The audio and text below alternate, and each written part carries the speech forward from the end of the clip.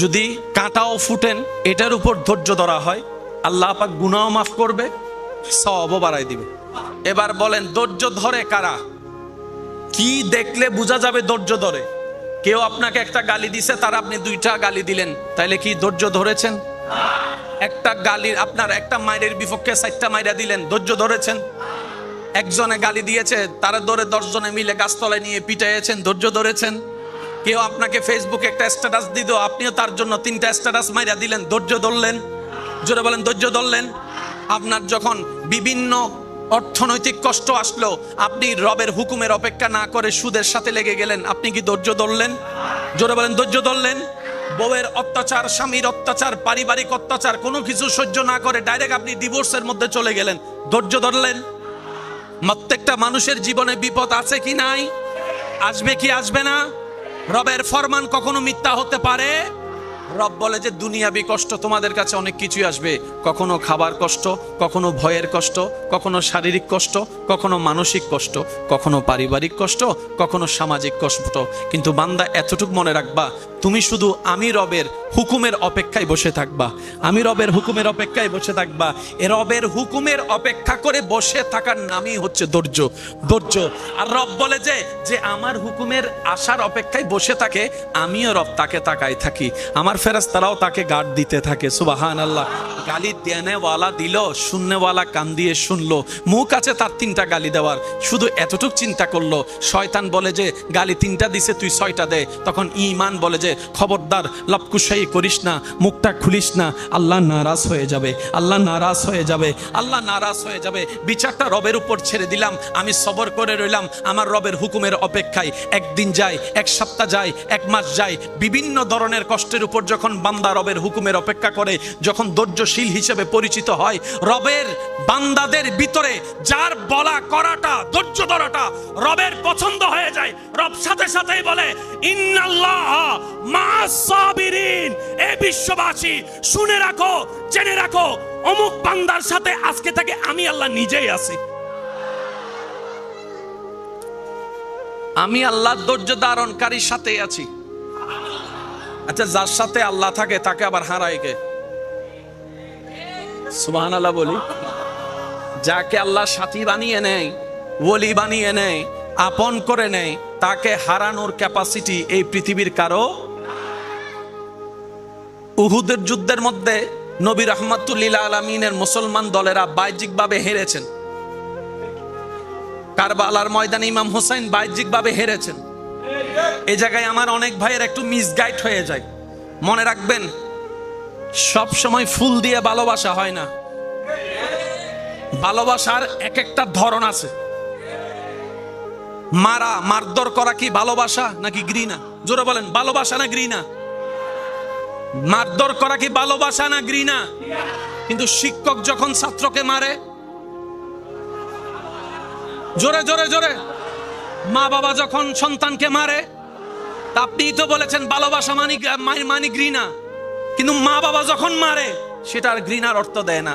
শিক্ষক যখন মারে ঘৃণার অর্থ দেয় না, এটা তখন ভালোবাসার অর্থ দাঁড়িয়ে যায়। ঠিক তেমনি ভাবে আল্লাহ তাআলা প্রত্যেকটা নবীর জীবনে সেটাই ঘটিয়ে দিয়েছেন, যেটা আমাদের জন্য পরবর্তী বান্দাদের জন্য জীবনের শিক্ষা হয়ে দাঁড়াবে। বলেন সুবহানাল্লাহ। পৃথিবীর বুকে এমন কেউ নাই নবীকে হারাতে পারে। আছে? আছে এমন কেউ আছে? জান্নাতের এক একটা পুরুষের ভিতর হবে 100 জন পুরুষের শক্তি। জান্নাতে যারা যাবে এক একজন পুরুষের ভিতরে 100 জন পুরুষের শক্তি আল্লাহ পাক দান করবেন।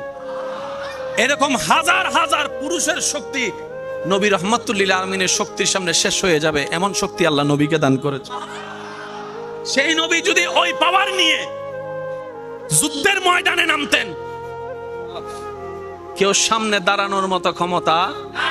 অথচ সেই নবীকে যখন ঘটনা পরিক্রমায় একজন ইহুদি আঘাত করেছে, একজন ইহুদি নবীকে আঘাত করেছে, নবী উল্টা উত্তরটা হাত দিয়ে মার দিয়ে না দিয়ে ওনার হাতটা ধরে বললেন, ভাইয়া আমাকে মেরে আপনি কোনো ব্যথা পান নাই তো? আমাকে আঘাত করে আপনি কোনো কষ্ট পান নাই তো? ইয়া নবী রাহমাতুল লিল আলামিন, আমাদের সামান্য একজনের থেকে 2 জন বন্ধু হলে আমরা প্রতিশোধ নিতে প্রস্তুত হয়ে যাই। নবী বলে যে আমি প্রতিশোধ শিখাতে আসিনি, আমি ক্ষমা শিখাতে এসেছি। ক্ষমা শিখাতে এসেছি। পৃথিবীতে শান্তি কিভাবে আনতে হয়, প্রতিষ্ঠা করতে হয়, বই পুস্তকে সমাজ বিজ্ঞান পড়ে সমাজ পাল্টাতে পারবা না, অর্থবিজ্ঞান পড়ে অর্থনীতি পড়ে অর্থ পাল্টাতে পারবা না। কিন্তু নবীর সিস্টেমটাকে আল্লাহ এমন ভাবে উসওয়াতুন হাসানা দিয়ে সাজিয়ে দিয়েছেন, পৃথিবীর প্রত্যেকটা সেক্টরে নবীর সুন্নত আমল করলে জয় যোগান আসবে, অন্ধকারে বাতি জ্বলবেই জ্বলবে। আমাদের নবীকে আটকাই দেওয়ার মতো ক্ষমতা বলেন না ভাইয়া? আচ্ছা, অপারেশন জগতে সবচাইতে খতরনাক অপারেশন হচ্ছে ওপেন হার্ট সার্জারি, আর একটা হচ্ছে ব্রেইনের অপারেশন। দুইটা অপারেশনকে সবচাইতে মেজর বলা হয়। সেজন্য এই সমস্ত অপারেশন করার আগে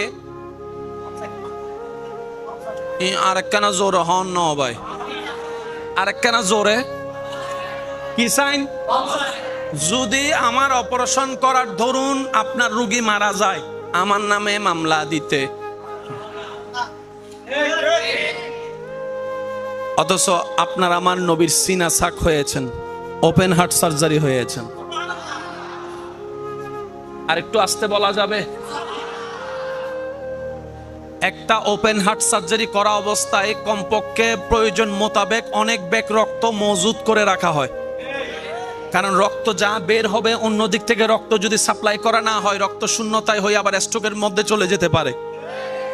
মানুষটা জিন্দা, ওপেন হার্ট সার্জারি করা কোয়াইট ইম্পসিবল, সচেতন আপনার সজাগ অবস্থায়। কিন্তু নবী রাহমাতুল আলামিনকে ওপেন হার্ট সার্জারি করা হয়েছে। নবী সচক্ষে তাকিয়ে আছেন, নবী দেখতেই আছেন, নবী তাকিয়ে আছেন, নবী দেখতেই আছেন। জগৎ অবাক হয়ে বলে, যখন এই ওপেন হার্ট সার্জারি হচ্ছে তখন পৃথিবীর কোনো বিজ্ঞান, কোনো পড়ালেখা, কোনো মানুষ ওপেন হার্ট সার্জারি করা তো দূরের কথা, নামটাও পর্যন্ত শুনেনি, নামটাও পর্যন্ত শুনেনি। আল্লাহ তাআলা সেটা অনেক আগেই নবীকে দেখাই দিয়েছেন। ভিতর থেকে যা বের করার করলেন, জমজমের পানি দিয়ে ধুইলেন, জমজমের পানি দিয়ে জান্নাতি প্লেটে রাখলেন। ধোয়ার পরে সে জমজমের পানিগুলো আবার জমজমে ফেলে দিলেন। আর একটু জোরে বলি, তখন থেকে দাঁড়িয়ে জমজম, সুবহানাল্লাহ, মনে হয় জমজমের পানি খাওয়ার পর একটা দোয়া পড়ে। এই দোয়াটাকে যদি আপনি একটু অ্যানালাইসিস করেন, ওপেন হার্ট সার্জারির সমস্ত বৃত্তান্ত আপনার চোখের সামনে চলে আসবে। কথা ওই জায়গায় ছিল, রবের প্রত্যেকটা কাজে কোনো না কোনো হিকমত, কোনো না কোনো কারণ